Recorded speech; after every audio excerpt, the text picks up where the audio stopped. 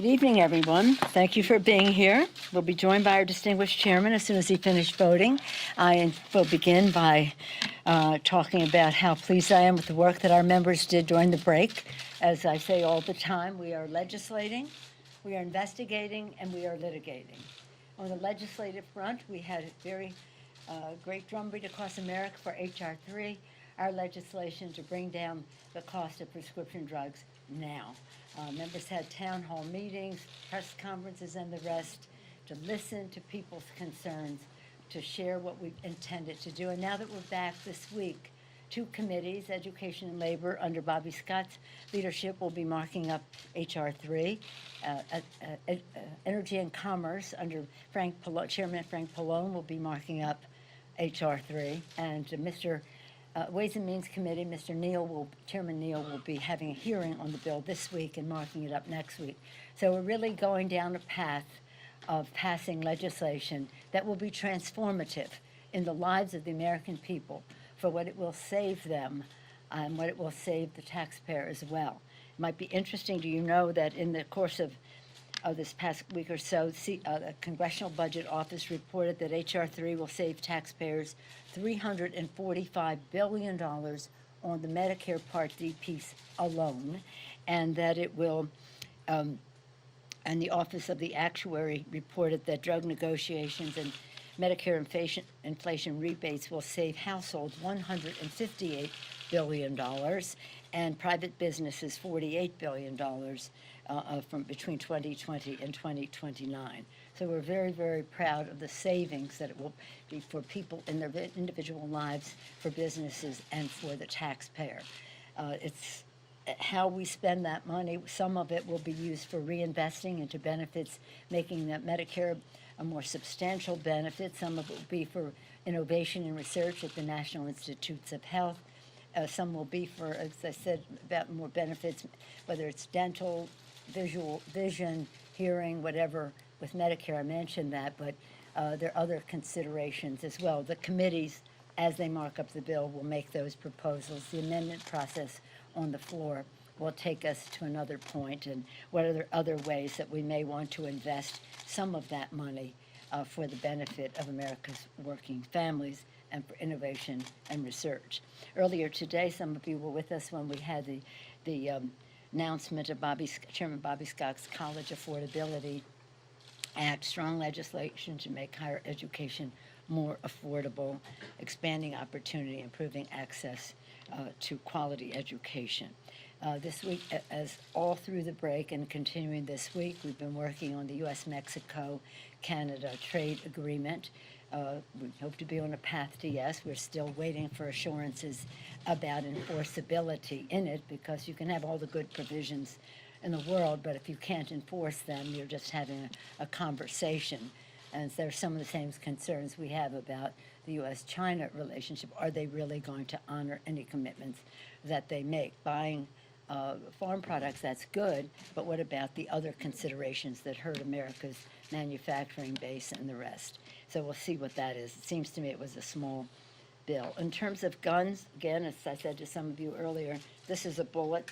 I was in Florida it was all over the country, but when I was in Florida, I received this from Frederica Wilson, my colleague. Bracelets are made with bullets in the color orange, which is the color of gun violence protection. I told the president we're not going away until we get this background check bill passed. But it is just among the other for the people agenda legislation that we have. So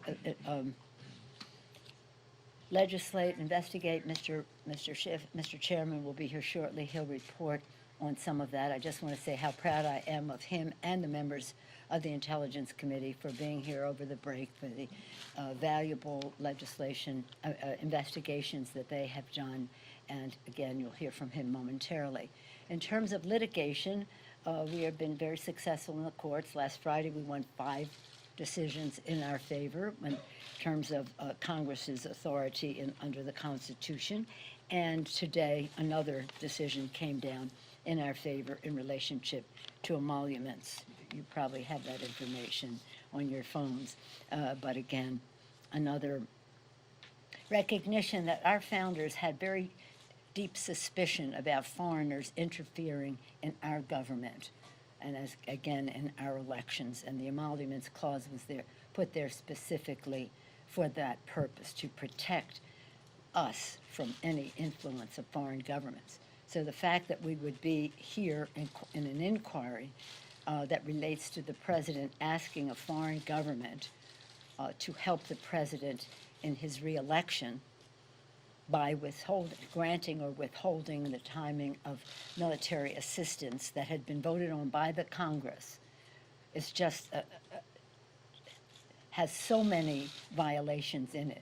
It undermines our national security. We were sending that military assistance because of Ukraine needing that vis-a-vis Russia. All roads seem to lead to Putin with the president, though, isn't it so? And then when we talk about undermining the integrity of our elections, that's wrong. And when you're talking about violating the president's oath of office to protect, defend, and preserve the Constitution of the United States to the best of his ability, that's the presidential oath, to the best of his ability. Well, we go with that. In any event, the rulings were that we won last week were 3 of them against the president's hateful public charge rule from taking effect, a ruling against the president's sham national emergency declaration to build his wasteful border wall, a ruling in the Mazars case, which was led by Chairman Cummings, Oversight Committee, that reaffirms Congress's authority and responsibility to conduct oversight and consider legislation on behalf of the American people. And the court ruled the following in that case. Contrary to the president's arguments, the committee possesses authority under both the House rules and the Constitution to issue the subpoena, and Mazars must comply. So again, 5 victories on Friday, 1 today in terms of emoluments, but that just happened. We just had a meeting with our caucus to be brought up to date on where we are on our legislative agenda. As I mentioned, we're legislating, we're litigating, we're investigating, and leading that for us is our very distinguished chair of the Intelligence Committee, Mr. Schiff, who's just completed voting and will join us here. Speaker doesn't vote unless it's a tie, so I have that right. Unless you have any questions about our legislative agenda. The which one? You spoke to Senator Graham about a Turkey sanctions bill to deter them from the Syrian version. You had a statement we were saying. Yeah, we spoke about some sanctions bills and also about having legislation, a joint resolution, House, Senate, bipartisan, to oppose the president's decision about Syria. Hopefully, we'll take some of that up this week, and Mr. Elliot Engel is leading the way for us under the Foreign Affairs Committee. I'm hopeful that I think Senator Graham kind of fell back a little bit. I don't know. His language got a little weaker. I don't know what happened with the White House, but hopefully he's still where he was in the conversation that we had, is that we would have a bipartisan bill to oppose the president's decision, terribly dangerous decision, and that we would have legislation with strong sanctions in it against Turkey. The president gave the green light to Turkey to go in and commit this humanitarian disaster onto the Kurds, making us an untrustworthy ally, and then had a wet noodle for his sanctions, which just were not up to the task. So that's where we are. Excuse me, Mr. Chair. Thank you, Madam Speaker. I wanted to give you a brief update on the investigation. In the last couple of weeks, I think we've made dramatic progress in answering some of the questions surrounding that July telephone call between President Trump and President Zelensky, in which the President of the United States sought to coerce a vulnerable ally into conducting, I think, what can best be described as sham investigations involving his opponent and involving a debunked conspiracy theory about the 2016 election. We have learned that call was not in isolation. There was a great deal of preparatory work that was done before the call. There was a lot of follow-up work that was done after the call. And We have learned much of this thanks to the courageous testimony of State Department officials who have been put in an impossible situation by the administration, and that is urged not to comply with the law, urged not to comply with a lawful subpoena by the U.S. Congress, and they are doing their duty. And people should make no mistake about that. They are doing exactly what they are required to do. And I think showing enormous courage. And I think we owe a great debt of gratitude to public servants like Ambassador Yovanovitch, who had to endure so many false smears on her character, and has continued to show the courage to come forward and speak to our committees. And we are also learning a great deal on the issue of conditionality. That is the effort to condition a White House meeting that was desperately sought by the Ukraine president in order to get a commitment from that president to do these political investigations on behalf of the President of the United States. So we are learning a lot about the conditionality of that meeting, and I want to underscore just how important that meeting was for Ukraine.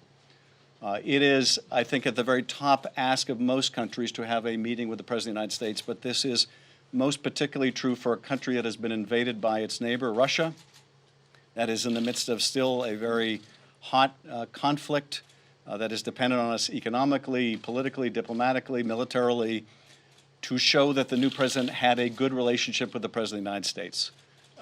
And so that gave enormous leverage to President Trump to coerce what he wanted from the President of Ukraine. And what is so damaging about this is at the very time the State Department is trying to urge Ukraine to follow the rule of law, you have the President of the United States urging that president to engage in political investigations. You could not have a message more contradictory to that of the State Department than that we saw in that call. So we've been bringing witnesses in at quite a furious pace. That pace is only accelerating. We've got a very busy few days and weeks ahead. But we are running into what we expected in one aspect, and that is a complete effort by the administration to stonewall. Today is long past due, the date when the State Department was subpoenaed to provide documents. The State Department has requested of those that we have contacted that instead of giving the documents to us, that they give the documents to the State Department, under the expectation, I think these witnesses had, that the State Department would turn them over to Congress. But the State Department has thus far refused. And were it not for the fact that at least some witnesses have given us documents, we would not know that there is a paper record of efforts to condition this meeting and perhaps condition military support itself on these political investigations Donald Trump wanted. Those documents would have been completely bottled up by the State Department. We know from the witnesses who have come forward that there are additional documents that they have provided the State Department that have not been given to Congress. And so the evidence of obstruction of Congress continues to mount. Today was the deadline for the Office of Management and Budget and the deadline for the Pentagon to provide us documents. The Secretary of Defense on Sunday stated that he would comply with the congressional subpoenas. Well, apparently his willingness to comply has now been countermanded by a higher authority. We must presume that the President of the United States has instructed the Defense Department not to comply, or has done so through the White House counsel, notwithstanding the Defense Secretary's willingness to comply with lawful process. The Office of Management and Budget had a pivotal role in the suspension of that Ukraine military assistance. They refused to provide the documents that would give evidence as to why that was being done. And so the case for obstruction of Congress continues to build. But even as that case for obstruction continues to build, we are nonetheless continuing to get good and important information from these courageous witnesses. And I'd be happy to respond to a couple of questions. Mr. Schiff, and I'd like to hear from the speaker as well on this Explain vote. why you find it important to keep this portion of the inquiry happening behind closed doors. And at what point will you bring the American people into this process? At what point will you show them your work product? Yeah. Well, that's a very important question, and I think people need to understand the fundamental difference between where we are today with the Ukraine investigation and how the Russia investigation was conducted, how the Watergate investigation and how the Clinton investigation were conducted. In each of those cases, there were either independent counsels or special prosecutors doing the investigation, doing the initial investigative work, and that was all done behind closed doors. And it was done behind closed doors for a reason by those special counsel, and that is there is a profound investigative, not only interest, but need to make sure that one witness does not have an opportunity to read another witness's testimony and either hide the truth or color the truth or know just how much they can give and how much they can conceal. I'm sure the president would like nothing better than to have witnesses have the advantage of what others are saying. But there are reasons why Special Counsel Mueller did his investigation before a grand jury and not in public sight. There are reasons why the Watergate and Clinton special counsels did their investigation in like manner. There is no special counsel investigation going on of the president's misconduct vis-a-vis Ukraine. None. Congress has to do it. And the reason there is none is because Bill Barr's Justice Department, when a referral was made to the Justice Department, said, there's nothing to see here. And we don't even want to look, because the fundamental attitude of the Attorney General is the president is above the law. Well, the president is not above the law. But it has forced the Congress to do the initial investigative work that normally a special counsel would do. So there are good and sound reasons. Now, I should tell you that notwithstanding those good and sound reasons, at each of these committee interviews and depositions, and when we get to open hearings, and we will get to open hearings, the Republicans are completely represented.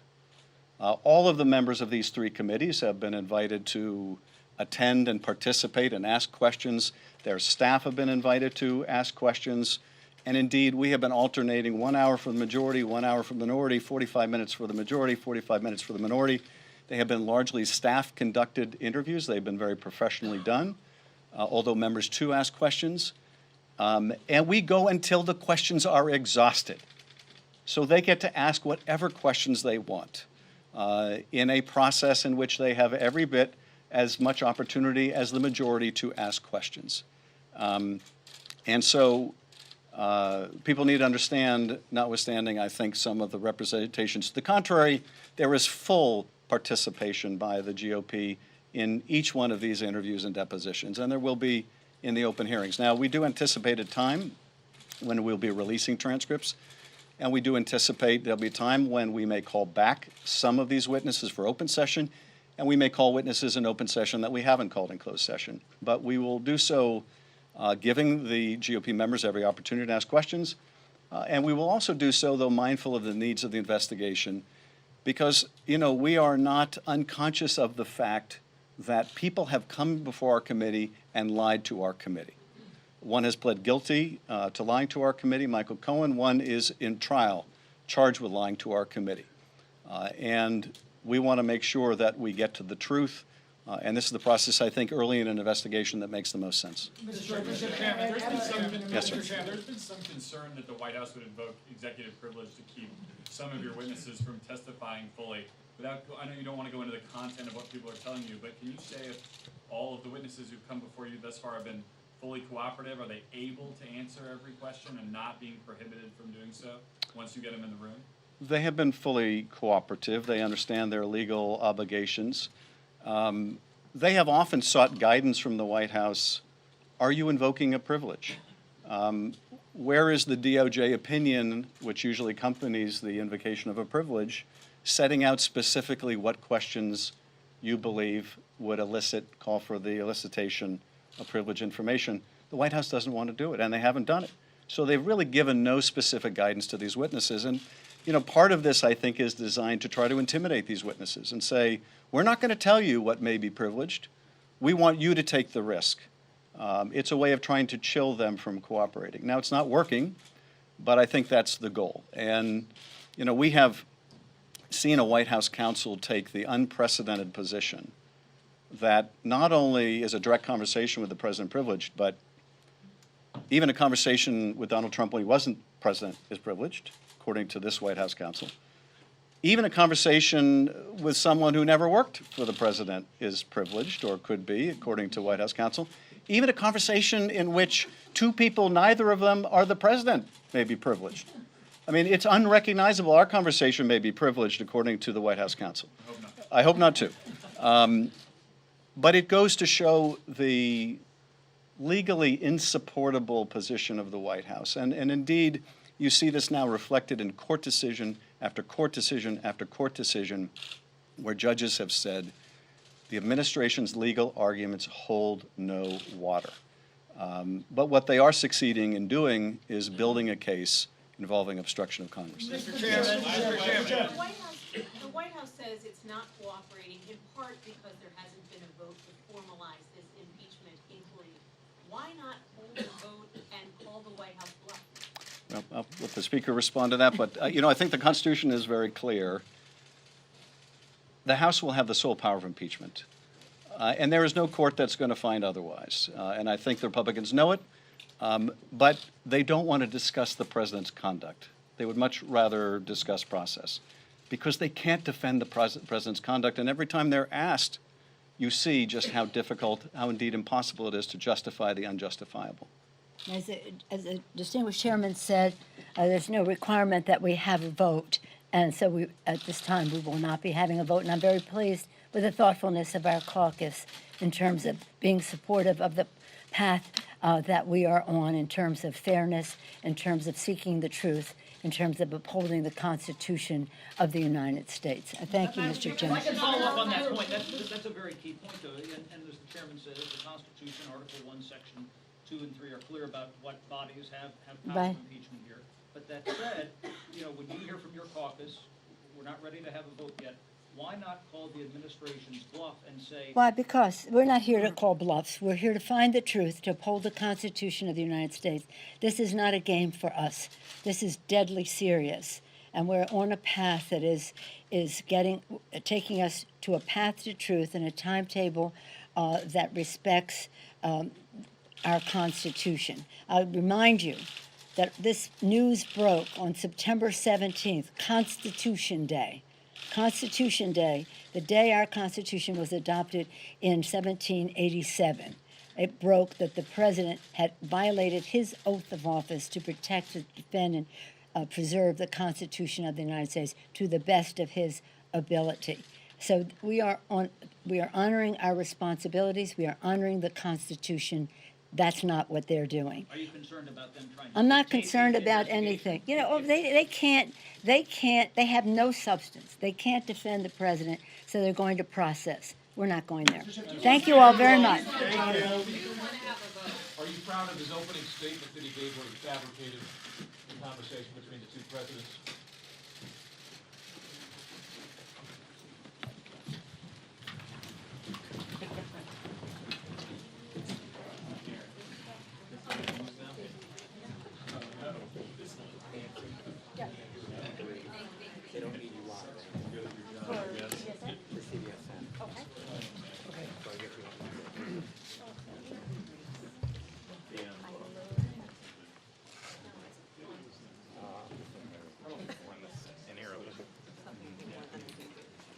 Like a taped.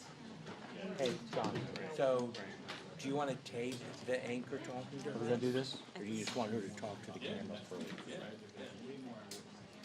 Okay, put this on just